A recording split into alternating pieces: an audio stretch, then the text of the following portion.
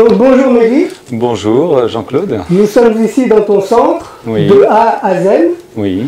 à Guîtres, près de Bordeaux. Est-ce que tu peux nous présenter ce centre?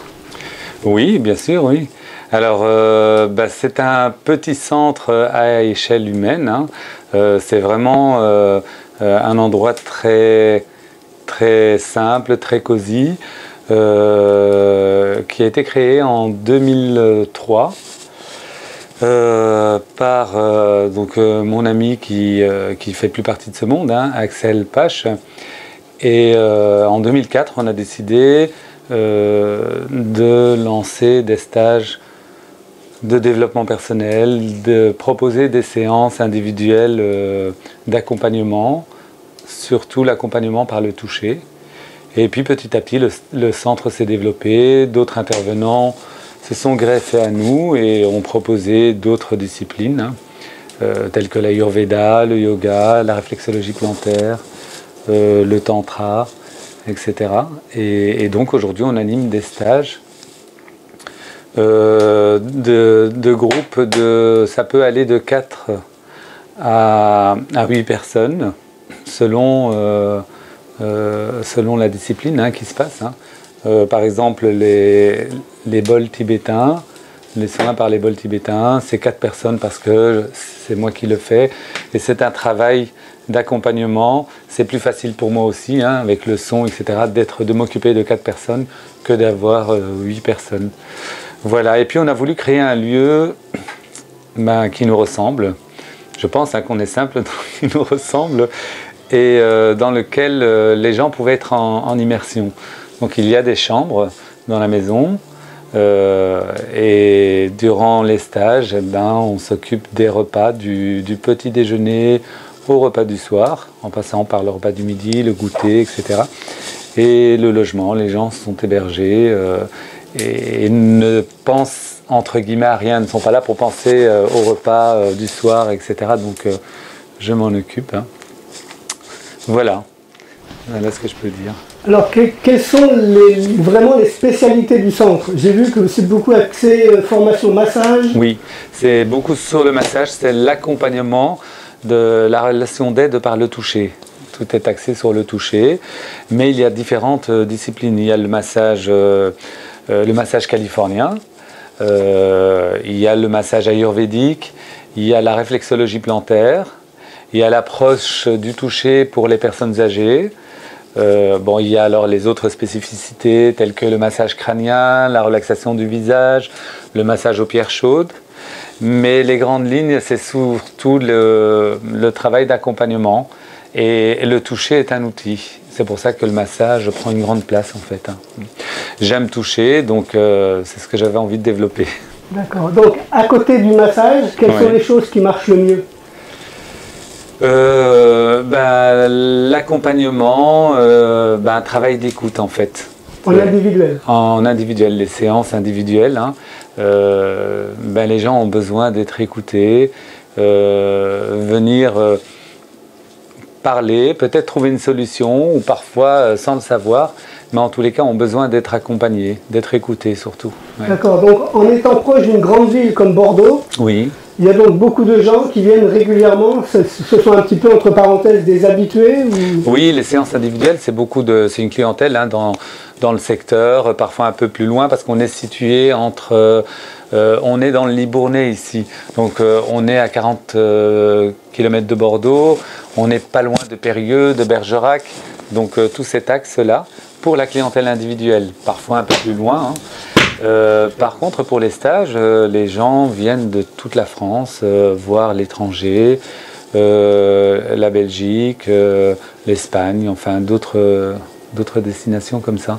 Mais en tous les cas, les 4 coins de France, on va chercher forcément les gens à la gare, hein, s'ils arrivent en train, et puis les gens viennent en voiture, hein, beaucoup.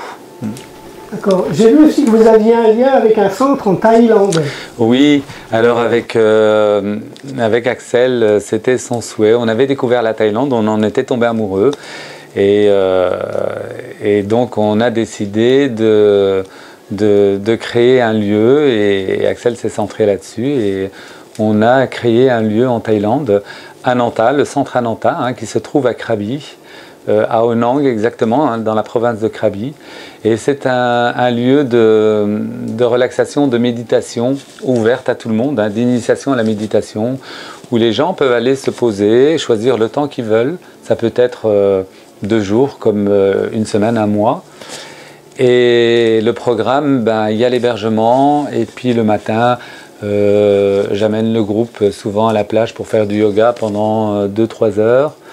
Il y a les repas, et puis l'après-midi, il y a un massage qui est donné à chaque personne. Elle est massée tous les jours, hein. Et puis des séances de méditation, de la relaxation guidée, et amener la personne à une réflexion, en fait, une réflexion de soi. Pas spécialement une réflexion sur l'extérieur, mais pour se retourner vers son être intérieur, une compréhension. Et au niveau de la méditation, alors quelles sont les techniques de méditation que vous employez le plus souvent? C'est souvent c'est la méditation zen, tout simplement. Il n'y a pas spécialement une philosophie bien déterminée, mais ça va être, on va utiliser soit pour amener la personne vers une méditation, une relaxation guidée, soit les bols chantants tibétains, par la sophrologie, toutes des méthodes douces en fait, hein, tout simplement, et amener la personne à une réflexion encore une fois. Méditer, c'est vraiment c'est faire les choses en conscience, donc c'est une prise de conscience de son être intérieur, d'elle en fait.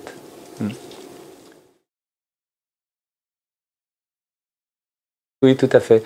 C'est moi qui le gère, c'est le même groupe, hein. On l'a créé avec Axel, avec mon ami, hein, Axel, je continue à le gérer.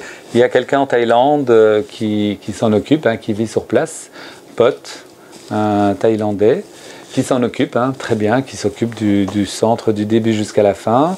On reçoit les personnes entre décembre et avril. Donc entre le mois de décembre et le mois d'avril, on est sur place. Ici, le lieu continue à fonctionner, je suis là, mais j'ai des intervenants qui travaillent avec moi, des bénévoles, hein, qui vont animer les séances de méditation, qui sont accompagnants en fait.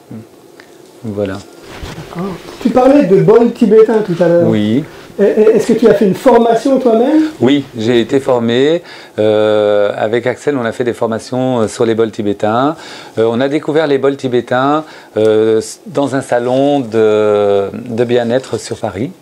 À l'époque, je ne savais pas du tout ce que c'était. J'ai été agréablement bluffé, si on peut dire, parce que cette vibration, ce son... j'ai été ému en fait, hein.